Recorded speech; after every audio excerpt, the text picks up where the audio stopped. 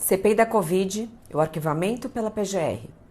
Em abril de 2021, o Senado Federal instaurou a CPI da Covid, com o intuito de apurar as ações e omissões do governo federal no enfrentamento da pandemia e o colapso da saúde no estado do Amazonas. Ao longo de aproximadamente 6 meses de investigação, a CPI ouviu mais de 60 pessoas, entre testemunhas e investigados.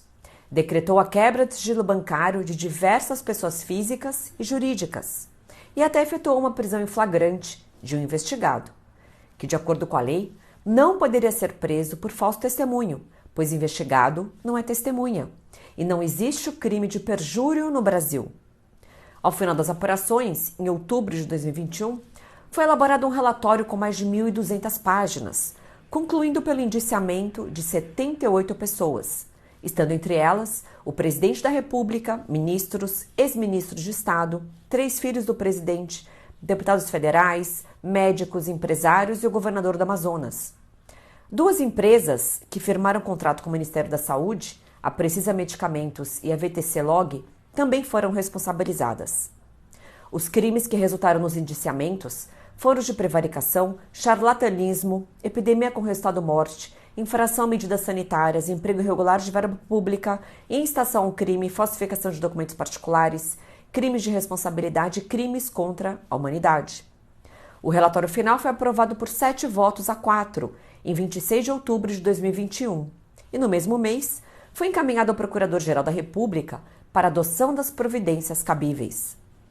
Ao se manifestar sobre a documentação, o chefe do Ministério Público afirmou que os senadores não haviam entregado as provas que deveriam acompanhar o relatório da CPI, pois havia recebido apenas um HD com 10 terabytes de informações desconexas e desorganizadas. Em entrevista em fevereiro de 2022, o PGR Dr. Augusto Aras declarou que o tamanho do material entregue pela CPI não indicaria necessariamente a existência de embasamento jurídico. Segundo ele, entregar um HD com 1 ou 10 terabytes não significa fazer a demonstração de que aqueles elementos probantes coligidos na fase CPI teriam pertinência com os fatos e com os indiciados. Em julho de 2022, a Vice-Procuradora-Geral da República requereu o arquivamento de diversas investigações provenientes do relatório da CPI da Covid. Em suas razões de arquivamento, a PGR entendeu que não havia evidências que demonstrassem a real existência dos crimes de infração à medida sanitária, charlatanismo, emprego irregular de verbas públicas, crime de epidemia, dentre outros. De acordo com as razões jurídicas do arquivamento, não havia demonstração de indícios mínimos de ocorrência desses crimes, bem como prova da existência desses ilícitos, em direito chamado de materialidade. Também estavam ausentes os indícios de autoria, ou seja, os elementos mínimos de que os investigados seriam os responsáveis pelos supostos crimes indicados no relatório da CPI. Assim, diante da inexistência de justa causa para o início de uma ação penal, ou seja, pela falta de elementos concretos que autorizassem a abertura de um processo criminal contra os investigados e até mesmo a possibilidade de continuidade das apurações, a PGR promoveu o arquivamento das investigações. Como os arquivamentos foram realizados pela autoridade máxima da instituição do Ministério Público, não caberá ao STF discordar com eles, pois, de acordo com a lei brasileira, a palavra final sobre o arquivamento de uma investigação criminal é do Ministério Público. Assim, competirá ao Supremo apenas homologar os arquivamentos realizados pela PGR. Entretanto, alguns senadores integrantes da CPI não concordaram com esses arquivamentos e protocolaram perante o STF um pedido de abertura de uma investigação contra a vice-procuradora-geral pelo crime de prevaricação. Esse crime está previsto no artigo 319 do Código Penal e ocorreria quando o servidor público retarda ou deixa de praticar indevidamente determinado ato de ofício, ato que deveria realizar.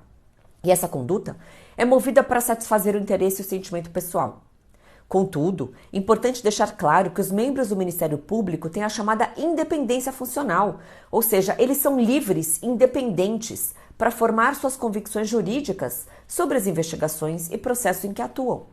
Assim, não há que se falar em crime de prevaricação, pois as peças de arquivamento da PGR estão devidamente fundamentadas com argumentos jurídicos e técnicos, havendo embasamento que sustente os arquivamentos realizados.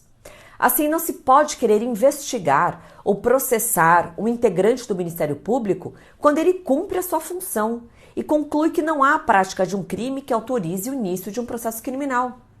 Importante ressaltar que os membros do Ministério Público não são agentes políticos, mas agentes públicos, que ingressaram em suas carreiras através de um concurso público, sem qualquer indicação política. Logo, o intuito de politizar uma atividade técnica e jurídica apenas desprestigia a instituição do Ministério Público, que, de acordo com o artigo 127 da Constituição, tem como funções a defesa da ordem jurídica, do regime democrático ou dos interesses sociais individuais indisponíveis. Um dos fundamentos básicos de uma democracia é o respeito aos poderes da República e das instituições que integram a justiça.